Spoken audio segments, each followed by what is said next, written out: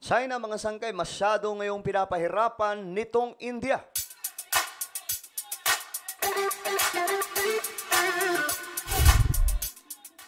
Hello, what's up mga sangkay? Ako muli ito nagbabalik dito sa ating channel po para sa panibago natin topic na kung saan ito po ay kapupulutan ng kaalaman.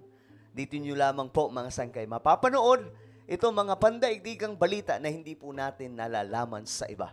Okay, today pag-uusapan po natin mga sangkay itong ginagawa ngayon ng India. Nakaraan mga sangkay, pinag-usapan po natin ang patungkol po dito sa border ng India na nagkaroon na nga po ng deal at nag-agree itong presidente ng China. Subalit mga sangkay, ang katanungan dito, bakit restricted pa rin po itong China sa pagnenegosyo doon sa India? Well, tingnan po natin ang balitang ito mga sangkay dahil mukhang pinapahirapan po talaga ng India ngayon itong China. Anyway, bago tayo magtuloy-tuloy, paki-subscribe po muna yung ating YouTube channel. Tayo po ay 1.32 million subscribers na dito sa YouTube. So kung ikaw ay hindi po nakakapag-subscribe, i-click nyo lamang po yung subscribe button na makikita po sa ibaba ng video na to. I-click nyo po yung bell at i-click nyo po yung all. Dahil dito mga sangkay, magaganda po yung ating pinag-uusapan. Nakapupulutan po talaga ng kaalaman. Sa mga nanonood po sa Facebook, i-follow nyo po yung ating Facebook page. Sa mga solid sangkay, mag-comment po kayo ngayon ng hashtag solid sangkay para siyempre magkakakilala po tayo. Isama nyo na rin mga sangkay ang inyong mga lugar. Okay? Ngayon, ito nga po. Tingnan po natin, India to keep restrictions on Chinese foreign direct investment despite daw po ng border deal. Bakit ganoon mga sangkay? Ba't pinapahirapan ng India ang China? Akalain nyo? May bansa pala na kayang magpasunod sa China?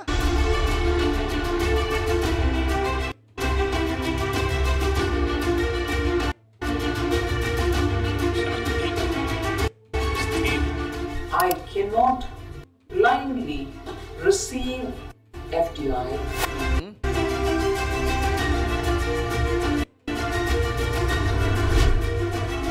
Alam nyo kasi itong dalawang mga sangkay, matagal na po itong may alitan sa kanilang border. Kung dito sa atin, may West Philippine Sea na gusto nilang pasukin. Itong China naman, may gustong agawin na lupain.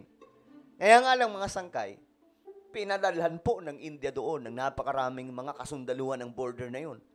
Ganon din ang China, nagpadala din po ng napakaraming mga sundalo. So ngayon, may harapan po doon mga sangkay. Though wala pa pong nangyayaring bakbakan, pero mga nakaraang taon, nangyari nga po yung balyahan dyan na nagkaroon pa po ng putukan, mga sangkay.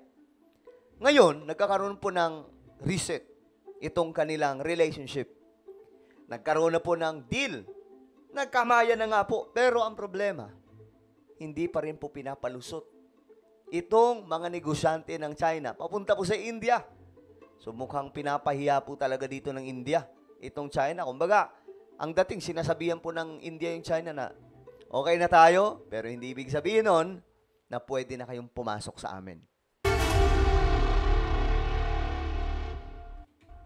The India-China relationship is back in the spotlight thanks to the border agreement. Just 24 hours ago, Prime Minister Modi met President Xi Jinping of China. It was their first bilateral meeting in 5 years. Grabe, first bilateral meeting sa loob ng 5 taon. So there's a lot of curiosity on what happens next. Well, India is not eager for a complete reset in ties, it seems. India's finance minister has made that clear today. Nirmala Sitharaman says that she will not accept FDI deals blindly. Ayun lang. I cannot blindly receive FDI because I want money for investment, forgetful or unmindful of where it is coming from. Alam nyo guys, ang isa sa magpapayaman talaga sa bansa, mga sangkay, ang pagbubukas sa ekonomiya sa mga dayuhang negosyante. Sa Pilipinas, hindi pa po ganun, mga sangkay. Sarado pa po tayo. Pero itong India, bukas sila. Ang problema lang, sarado pagdating sa China. Ganyan po sila kanang gigigil dito sa China kasi dati pa raw yan sila nag-uusap, mga sangkay. Pero wala pong nangyayari kasi itong China, niloloko lamang po sila. Ang tanong dito, sa agreement kaya na yun, itutupad itong China. FDI is foreign direct investment, and India's FDI rules remain unchanged, especially for Chinese companies. They'll still have to go through the same level of scrutiny as before.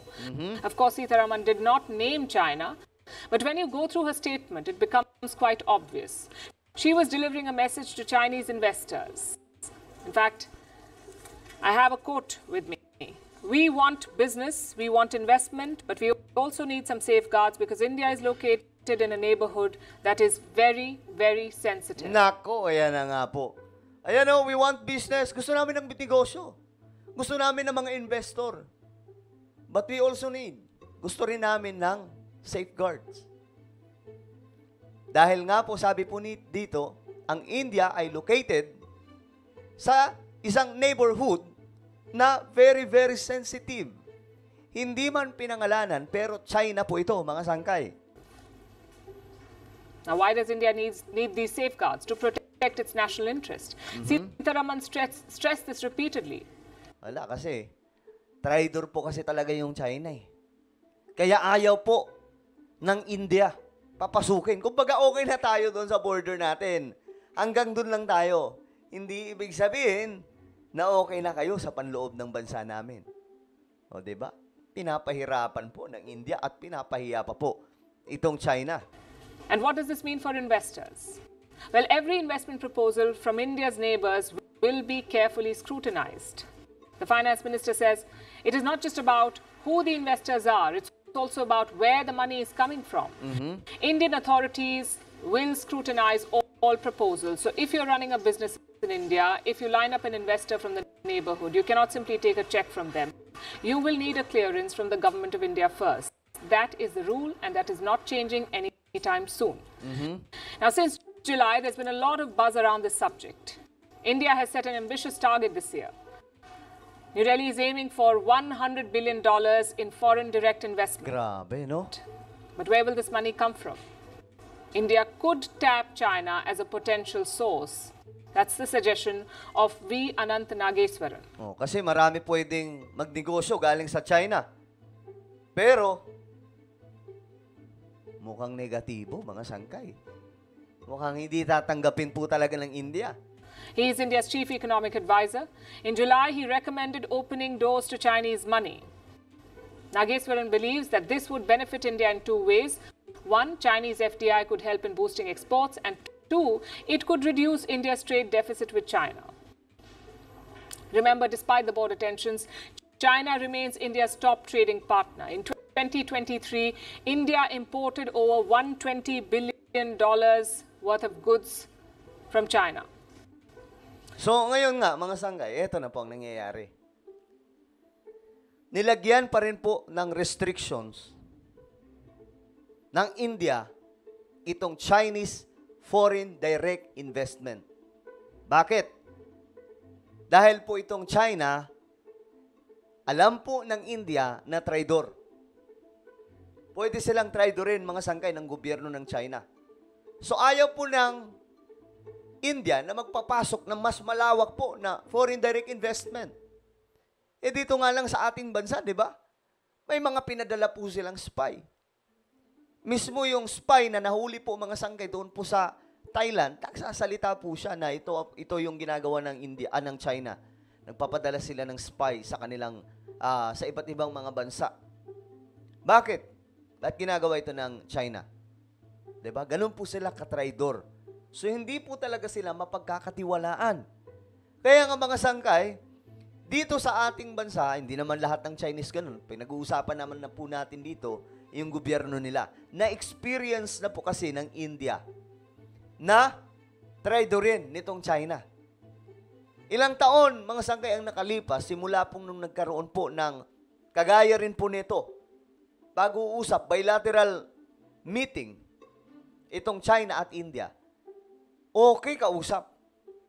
Pagkatapos ng usapan, gumawa na naman ng kalokohan itong China. Kaya hindi na po dito nagtitiwala itong India. Same dito sa ating bansa. Huwag kayong magtaka mga sangkay kung bakit ang ating government nag-no. Ayaw po nila na masyadong, tawag dito, dikit sa China. So, ngayon mga sangkay, ang China ay nagkakandara pa na po sa mga paligid na bansa. Siguro iniisip nila na kung kakaibiganin namin itong mga bansa like India at Japan, tapos nilusob namin yung Taiwan, hindi sila sasaklolo sa Taiwan kasi kaibigan na namin sila. Ganun siguro ang iniisip ng China. Panibagong strategy na naman. Pero matigas ang India. Yan ang katakutan ng China. Dahil sa kabila po ng agreement nila sa kanilang border, ang India ay nanatili pa rin pong matigas. Ano po ang inyong opinion tungkol po dito mga sangkay? I-comment po sa ibaba. Mayroon po akong isang YouTube channel. Ito po ay Sangkay Revelation mga sangkay. Hanapin niyo po ito sa YouTube. Magaganda pong topic, magagandang content ang ina-upload natin. So, i-subscribe niyo po ito, i-click ang bell at i-click niyo po yung all. Ako na po ay magpapaalam. Mag-iingat pong lahat. God bless everyone.